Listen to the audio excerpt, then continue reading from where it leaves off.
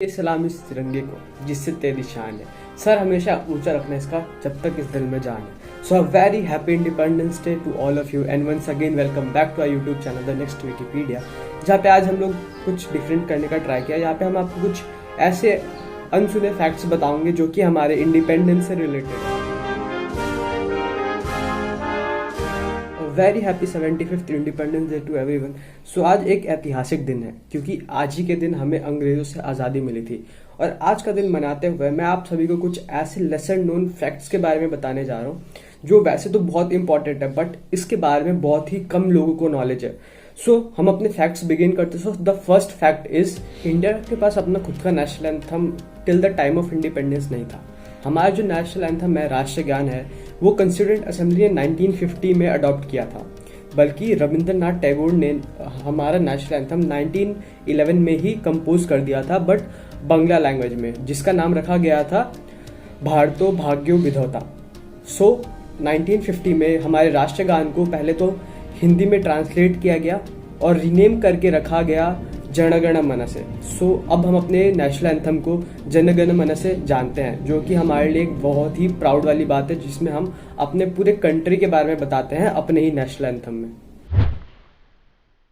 सो आपको ये नहीं पता होगा कि हमारा जो इंडिपेंडेंस का डेट है 15 अगस्त, ये ब्रिटिश के वायसरॉय लॉर्ड माउंटबेटन ने चुना था। तो जब हमने उनसे पूछा कि आपने 15 अगस्त को ही क्यों चुना, तो उन्होंने हमें बताया कि जब 15 अगस्त को सेकेंड वर्ल्ड वॉर में जापान ने 15 अगस्त को ही सरेंडर किया था, तो ये ब्रिटिशर्स के लिए बहुत ही इंपॉर्टेंट डे बन जाता है और उन्हें इस डेट से बहुत ही ज़्यादा प्राउड फील होता है। इसीलिए उन्होंने इंडियन इंडिपेंडेंस डे 15 अगस्त को चुना था। 1947 में आज़ादी के वक्त पूरे इंडियन सब कॉन्टिनेंट में सिर्फ एक ही प्रेस हुआ करता था। तो फिर इंडिया ने ये प्रेस को ना पाकिस्तान के साथ शेयर करने से इनकार कर दिया था, जिसके वजह से पाकिस्तान को भी इंडियन करेंसी यूज़ करनी पड़ती थी। तो पाकिस्तान ने इंडियन करेंसी पे अपना एक प्रोविजनल स्टैंप लगा दिया, मतलब एक नोट, इंडियन नोट पे एक स्टैंप लगा दिया और उसे अपनी कंट्री का एक प्रोविजनल करेंसी बना दिया। सो 1951 में पोर्टुगल में अपने कॉन्स्टिट्यूशन में गोवा को एक पोर्तुगीज स्टेट का दर्जा दे दिया था। इसके बाद इंडियन ट्रूप्स या इंडियन आर्मी ने दिसंबर 1961 को गोवा में इन्वेड कर दिया था और उस इन्वेजन के बाद से गोवा एक इंडियन स्टेट माना जाता है।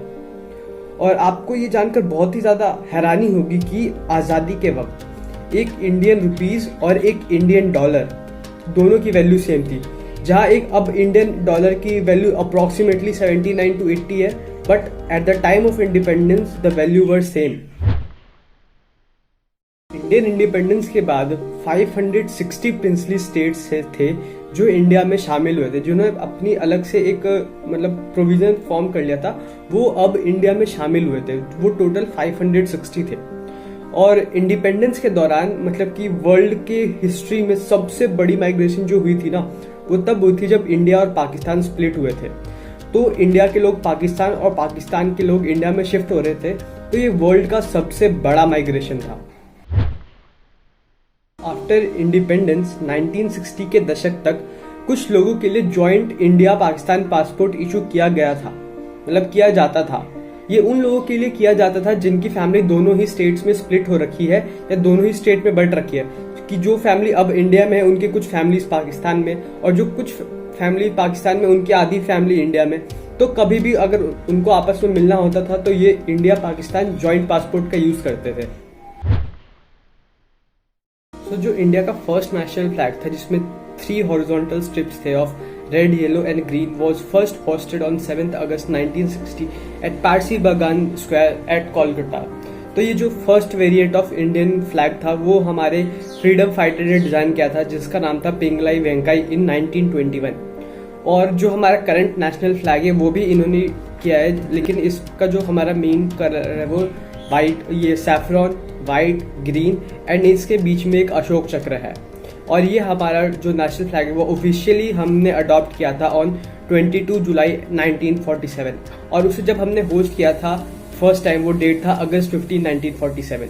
तो ये वीडियो अच्छी लगी होगी और अगर आपके पास भी और कुछ ऐसे लेसन नोन फैक्ट्स पता है तो प्लीज़ हमें ज़रूर कमेंट सेक्शन में